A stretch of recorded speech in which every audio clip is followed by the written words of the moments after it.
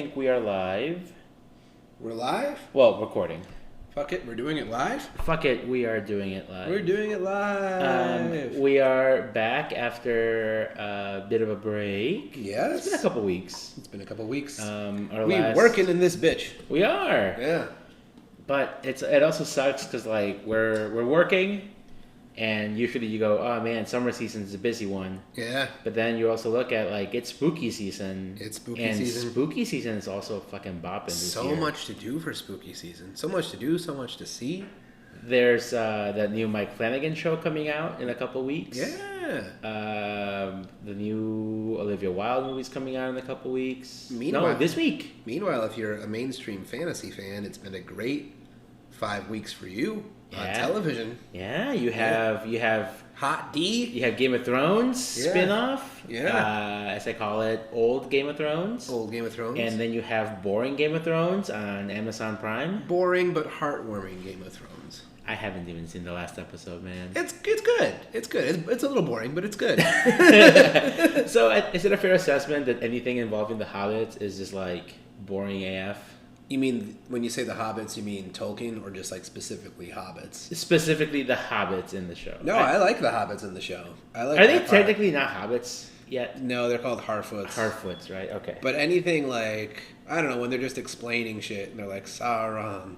And I'm like, yes, I know Sauron is evil, but like... Move it along. Yeah. Anyway, we're not here to talk TV today. We're here to talk about Barbarian. So Barbarian. Prior to seeing the movie, what had you heard about it? I had only heard of it from you. Oh. And I had heard that it was crazy. Crazy film. This is when we need your buttons. Need my buttons. Why couldn't I push my buttons? I heard it was crazy, and I heard you want to go into it with as little as possible. So that was nice because like I wasn't hearing a lot of it, so I didn't have to do like research and shit. Yeah. And I went into it with as little knowledge as possible, and I came back whelmed. Whelmed. I think is a pretty good. Yeah. A pretty good. Rating for this movie. It's not bad. No, it has some highs. It has some highs. It has some highs. It has an interesting premise. Yeah. So basically, if you see any of the trailers or any of the promotional material, it is basically what you see in the synopsis, right? Like you have a girl, she rents an Airbnb. There's some dude there. Yeah. It's fucking Pennywise, the dancing clown. Yep. And she makes the dumb mistake of being like, yeah, I'll check up in here with you tonight. Yeah.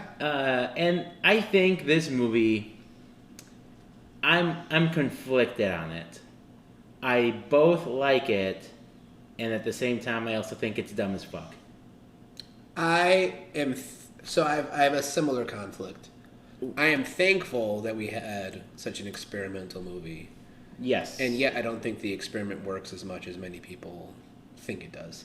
So whenever you see the Rotten Tomato stuff that I put in there, dude, audiences are pretty good. Yeah. But the tomato meter is 92% with an average of like 7.5. So people, like the people who are reviewing this professionally, fucking love this. I think a 7.5 out of 10 is fair. Maybe it's a little high for what I would give it, but I think it's fair.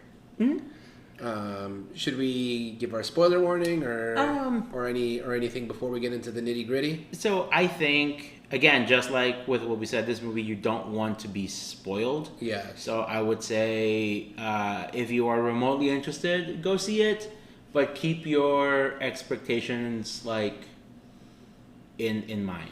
I'll say something similar. Though I will say, I feel like you and I are the only two people I know who have just been like whelmed by this movie, and like everybody else fucking loves it. So maybe you can have your expectations through the roof. I don't know. But well, here's the thing. I also feel like, and this might be for me. For me, I watch a lot of spookies. Yeah. I feel like you maybe don't watch as many, but you have watched a lot more than the average bear in recent years. Yes. So like I feel like we also have other ideas of what is scary, right? Yes. And we'll talk more into some things that worked and some things that didn't work in in this reference to the film. scary. Yeah. So I would say it's still a good time.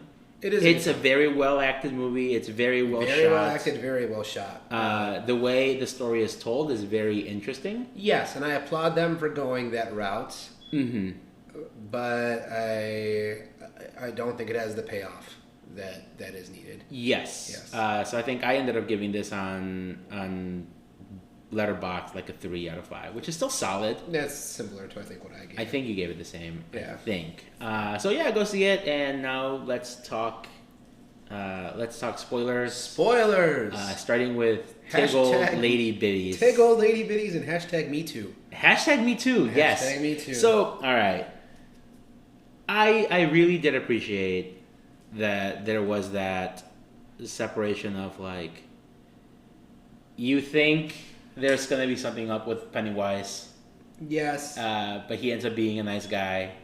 Yeah. But my problem with this is like I said, so this is what it says. It says critic consensus: smart, darkly humorous, and above all scary. Barbarian offers a chilling and constantly unpredictable thrill ride for horror fans. I take offense with the word smart because I don't know if maybe what they mean is it's smart in that they purposely made the characters do every stupid fucking decision you can think of. This was textbook stupid ass horror movie characters. This is textbook like dumb shit white people do. Yeah. Like every single thing. So I think I told you every character was dumb white shit people would do. Every character. Every fucking character. Yeah. So are you familiar? I think I made this reference to you, and correct me if I'm wrong. The games that we played, the one with the ship, right? Yeah. So the massive, super massive games, interactive games, you can make decisions, and then your characters either live or they die based on those decisions. Right. I feel like this movie is that when you play it in auto mode and you make every character dumb as fuck, which you can do. Yeah. You can actually go into the settings and play it in movie mode, and you can make characters smart or stupid. Yes. And this feels like that if they had taken the slider and put it all in stupid. I think when you have a truly smart horror movie and you see the eventual like dumb decisions, I feel like characters eventually get forced into those dumb decisions. Like yes. when it's done well. There were so many outs. So many outs. For like every character in this film. The premise of just this like miles of tunnel. like that's a lot of tunnel. Under this house, and how Bill Skarsgård, how he goes down to the basement to check out like the rape dungeon, and then is just like immediately whisked into the tunnel, and maybe he's grabbed right away. Like I don't know, but it is just the way these two, his character's name is Keith. The way Keith and Tess are just like whipped up into danger. I was like, there were many ways this could have been avoided unnecessarily. Yeah. Yeah. Like all, and here's the thing, it's all by their own, all completely of their own volition. And it's not also like a character flaw. And here's what I mean by that. It's not like they have some unchecked pride or curiosity that makes them go down there. Like, she's freaked the fuck out. Like, she still wanders through, to rescue Keith. He just looks tired. Like, that might just be Bill Skarsgård's face. And I don't know, like, I don't even remember if there were like stupid moments in Hereditary, but like when when characters in that movie have to enter danger, you're like, all right, they have to go through this. Or when what's her name, consults when what's her name in Hereditary, the mom consults what's her name? Yeah. Yes, is it Dawn? Yes. Something like that. Her mom's friend, who she didn't... Joni. Joni. So when she's racked with grief, Joni stalks her. She takes advantage of her, through grief, and so you're like, oh, like you would fuck around with this occult shit, right? And then once you're doing that, I think they got it. Yeah. You would fuck around with this occult shit just because you're in such a traumatized place. And so here's the thing, right? The out which I'm not saying is like a blanket statement, right? But the out quote unquote in Hereditary is that there is a chance that everything is being influenced by a demon, Right. Right.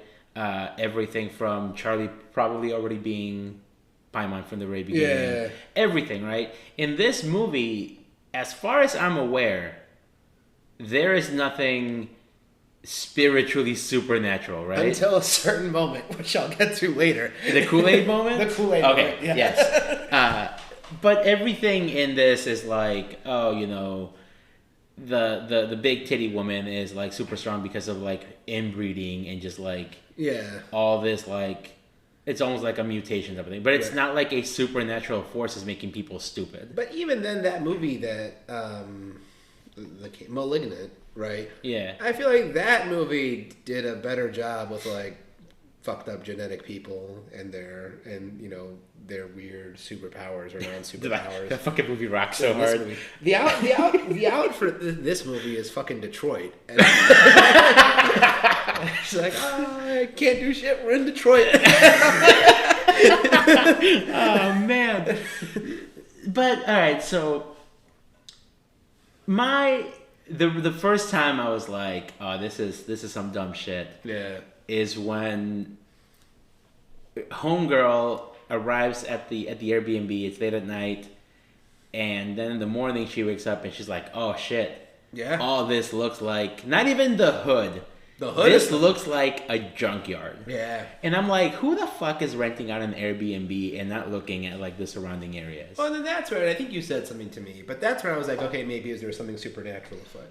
Because the filming of that scene at night does not show any of that. No, it's all in shadows. It's right. purposely made that way, right? And granted, you could say, like, oh, it's dark, she couldn't see. And granted, not every horror movie needs to be hyper-realistic. Fair. But, like, that seemed like it was a supernatural... Like it was so unrealistic that she wouldn't notice that you're like, okay, something supernatural is afoot.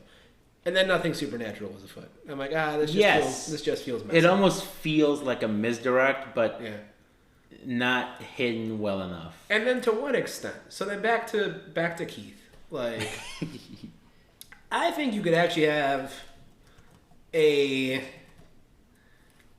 somewhat interesting conversation about whether, or, like, if this was a normal house without creepy titty lady.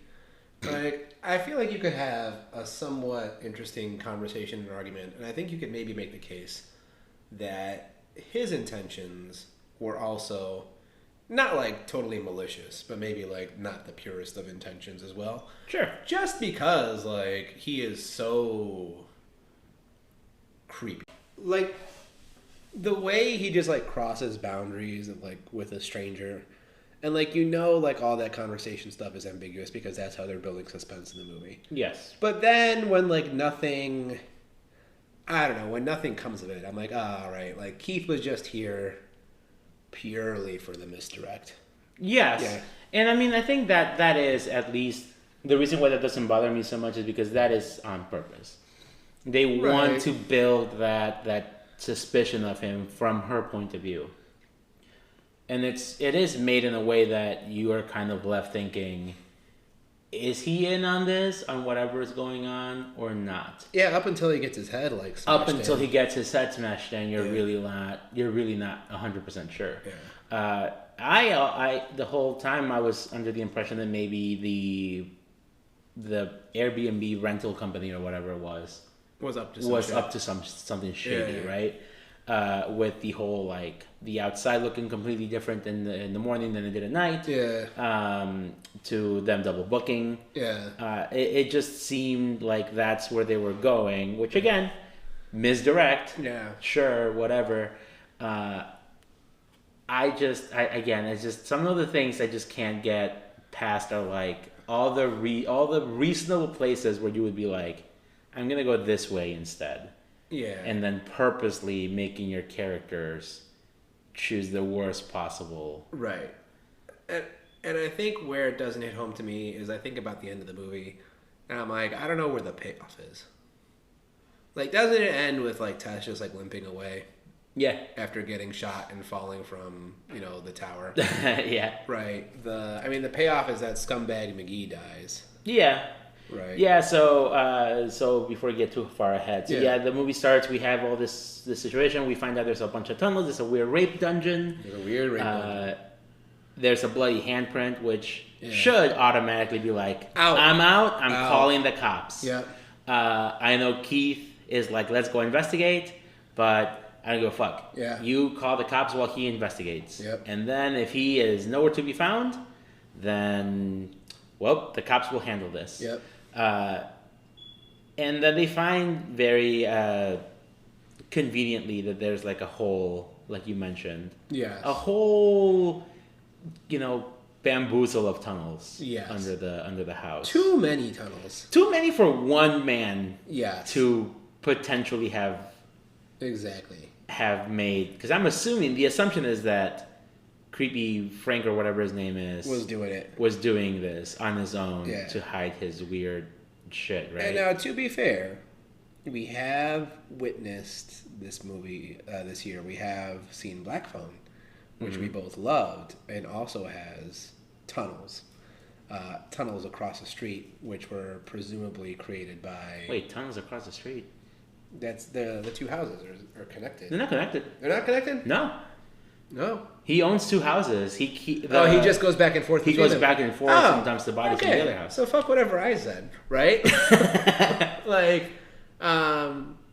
Too many tunnels, and you're in for all the suspense, all of the scary stuff is in these tunnels, and it is scary at first, and then after you see the mother, and then after the mother, we have him later.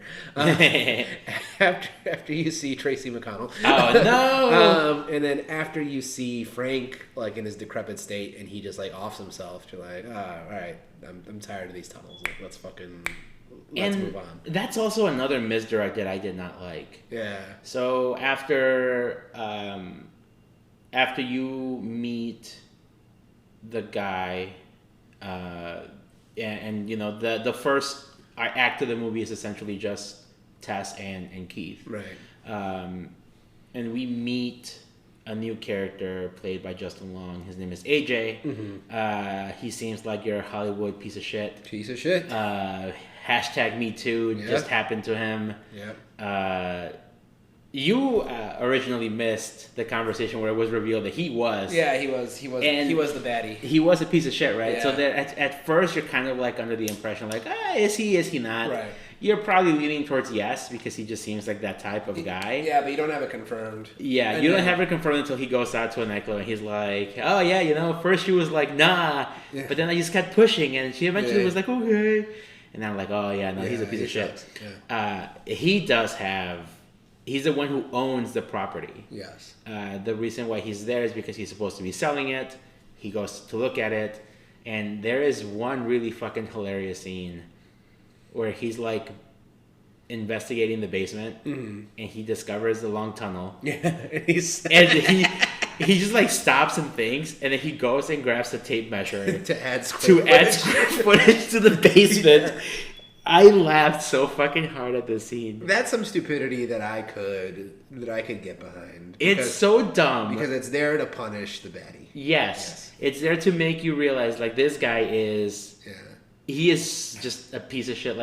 No one in their right mind would be like, there's a rape dungeon in my basement. Let's measure it. When I'm being accused. Well, yeah. Exactly. Yeah. Of sexual harassment, right? And that to me is one of the peak highs in this film. I love that whole sequence. That whole... Yeah. And then he discovers the tunnels leading down to wherever. Towards the tunnels, right? Yeah.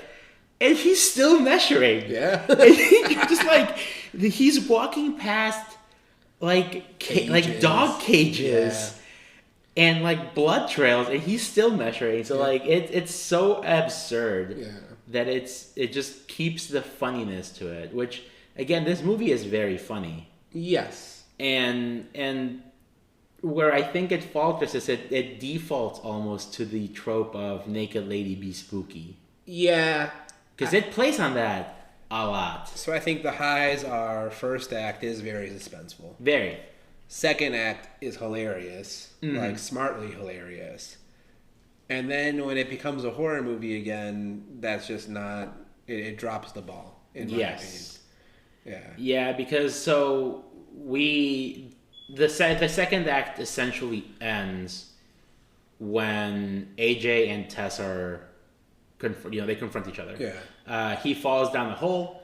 She basically tells him to shut the fuck up because they are now both being held in like a weird cage. Yeah. And then you see like a giant hand come down and give him a bottle to suckle on, and he's like, so she like the lady grabs him and like basically makes him suck a titty. Yeah. Which, again, yes, it's gross. It's gross, but like that's not.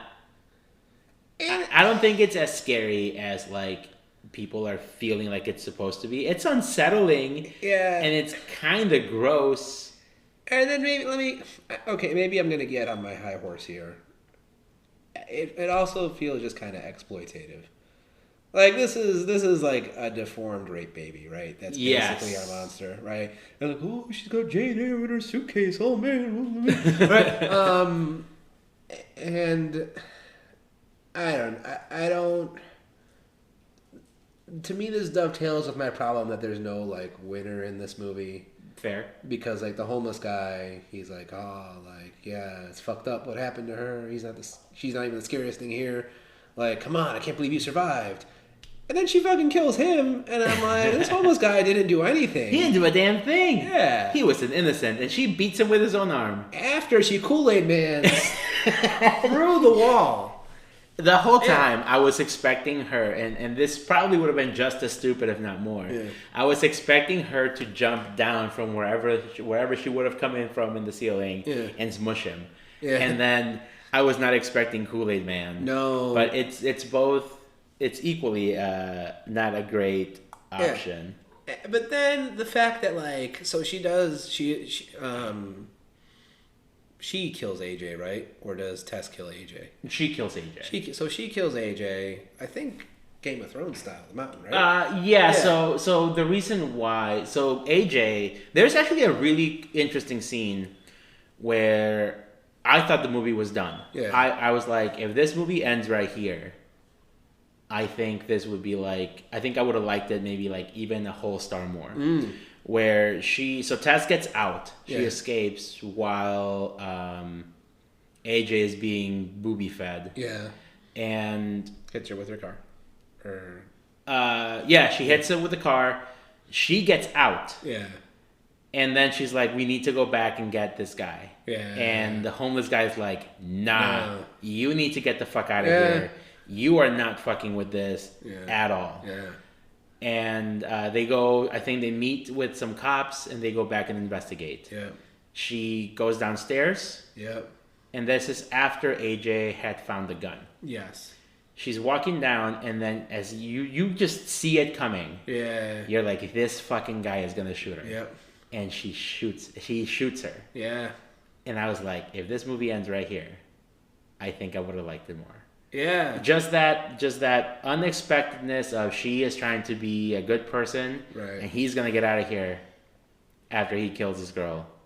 And so I like that idea of ending it there. I also like the idea of maybe her dying, the movie going on, but then the mother killing him, and then I don't know, roaming the streets of Detroit like a werewolf or whatever, sure. or the tunnels like a werewolf or whatever. Or dying herself. But I mean, the idea is that she has been doing that. Yes. So, like, it's not like it would change the status quo of her, film, right?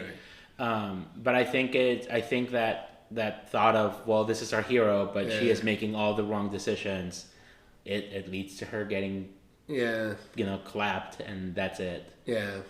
There's something about it that I feel like that I really think would have been truly, like, the poignant ending to like cement this as like, oh, it's a little bit above what it thinks it is. Yeah, I can buy into that.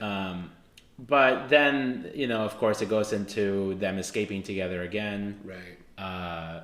They are able to kind of get away for a little bit. I can't remember exactly how they managed to keep her from chasing them right away. Because it's not daytime at that point, I think. No, it's not daytime. Yeah. But she does eventually Kool-Aid Man her way into the thing. They both escape up. Yeah. And of course, AJ being, piece of shit he is, yeets her off. Yeets her off. And he tries to explain it away. He's like, oh, you fell. Yeah. Sorry. And that's when she fucking, Yeah. Oberyn vipers him, right? Yeah. Which was dope. Because she doesn't just, squish his eyes. She like splits his head open. Yeah. Which, good that he gets what's coming to him. Yeah. It was either that or probably go to jail for rape. Right. So, he's fucked either way. Yeah. But then it just ends. Yeah. She would have been better off just leaving at the Yes. very beginning when she escaped. Exactly. Because there was no payoff with Frank. Yeah.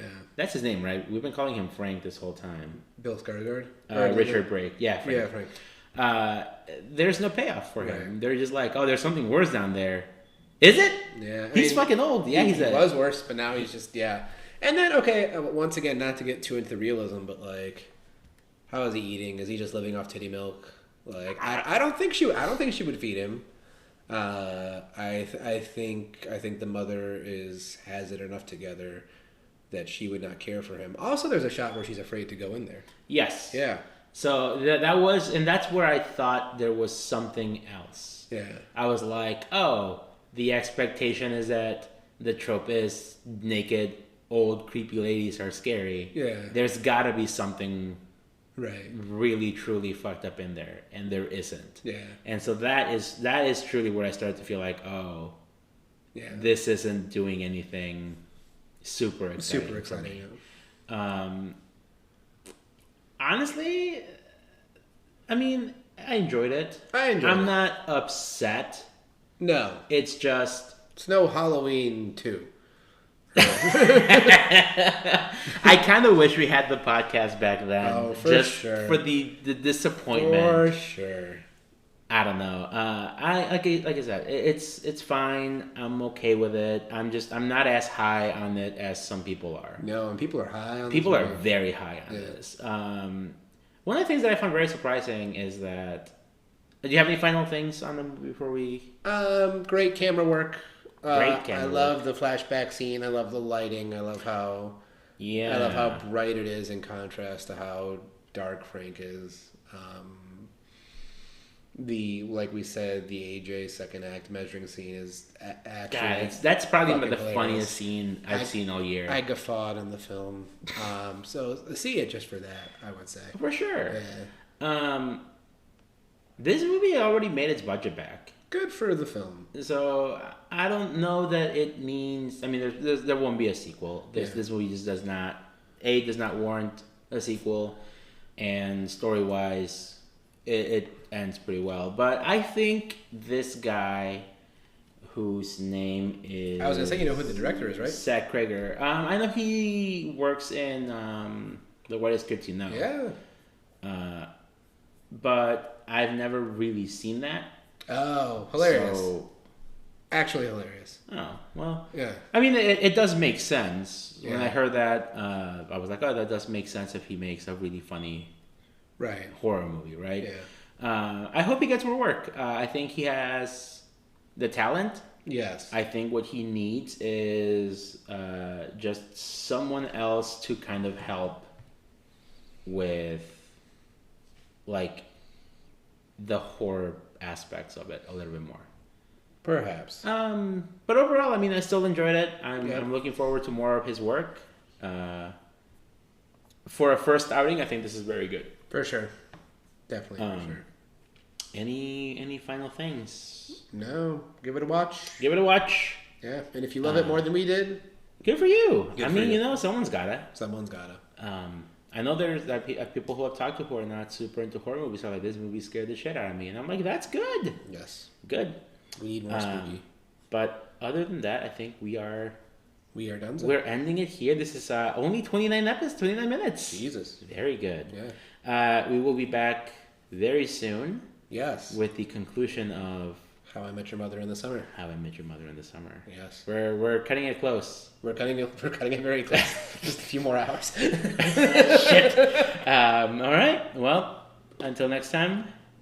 He's Javier. He's Tano, and this has been the Cine-Scoots podcast. Bye. Bye.